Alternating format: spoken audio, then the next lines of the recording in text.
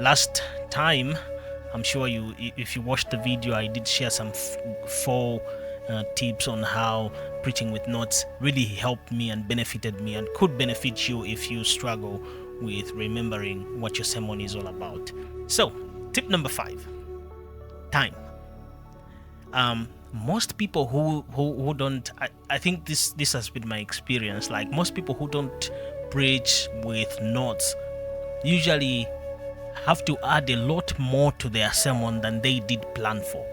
What I mean is this, like if you don't have something to guide you or help you, what you end up doing is continue adding more because you need to find something to say, if that makes sense. So what will happen then is that the sermon is going to be longer than usual.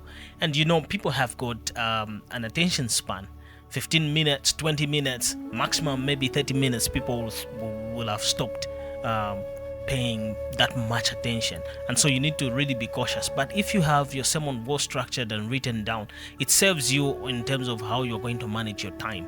Plus, it will help you dedicate time to each point in the sermon, in the sense that, let's say if you have 3 points in your sermon like the typical Baptist would have, so it will help you, let's say if you have 35 minutes, to give at least 10 minutes to each point in the sermon. The 5 minutes can be divided into the introduction and the conclusion. At least that's how I look at it. But that saves you time and helps you allocate adequate time to each and every point that you're going to make. So time management, time is of the essence. People can't just sit and wait for you to offload everything that you have to offload in that one sitting, and so you will lose their attention. Also, you're going to lose your track as a preacher, and so time is very important. So a lot of times, again, I find myself using a lot of illustrations in my sermons, and illustrations are very tricky. A lot of people might know these stories that we use in our sermons, and so when I write my sermons or when I carry my notes, I'm able to easily remember the exact illustration just by going down and reading it. Imagine if you don't have notes and then you miss particular aspects of that illustration of that story. It's embarrassing. There might be somebody in the audience who knows the story, and then they will say, "Oh, I heard that story somewhere else, but that's not the way the story is." So it helps you remember and interact very well with your audience. Having notes helps you keep on track. It helps you keep your references on track, and then you won't forget them. You won't forget your illustrations. You won't forget the exact words that are in the illustrations. If you're going to use quotes, especially quotes are notorious for slipping through my fingers, and I think that when I write my sermons, I have those quotes written, and so they do help me in terms of remembering and even using the exact words that are in those quotations or examples.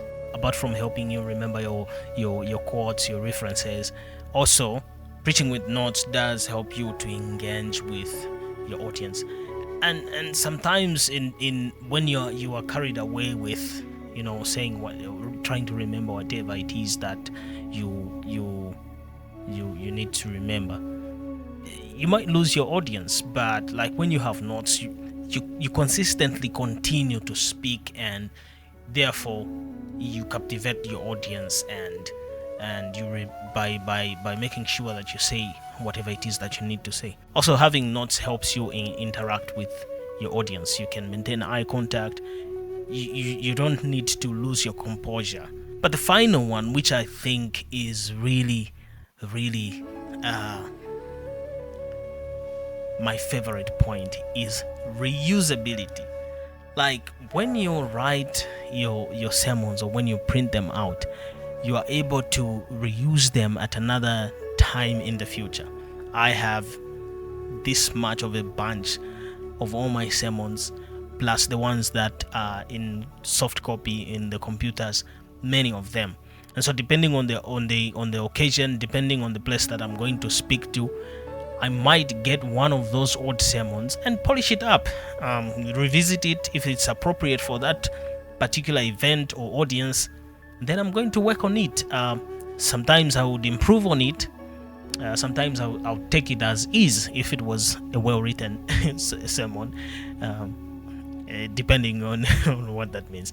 But yeah, if it was a good sermon, you know, you can easily use it again and again. I remember I've used a sermon on in the book, from the book of Amos, called "Prepare to Meet Your God." I've used that sermon more than once. I've reused a sermon from Isaiah chapter 6, in the call of Isaiah. I've used that sermon more than once, because these were good sermons and they were appropriate for the next audience. The only thing that I did was to work a little bit on them, polish them up, because the more you study and the more you grow in terms of your experience, there are things that when you revisit, you're like, oh, did I really say that in that sermon? And then you work on that. And so writing notes and keeping your sermons really helps you to reuse those sermons again at an appropriate time. So these are, I think, are the things that I've really found beneficial in terms of writing down my sermon, or typing and printing them out. So I hope that somebody out there has been encouraged if you're just starting on your preaching journey. I'm no expert in the subject of preaching, but if indeed you really want to know a lot about preaching, you can still enroll in the seminary. Preaching is a course there, and so I'll also link in the description where you can find and follow the page for the Baptist Theological Seminary where I did my theology. So God bless you, and I hope you stay in touch by liking and following, so that you can be able to see my videos in the future. God bless you.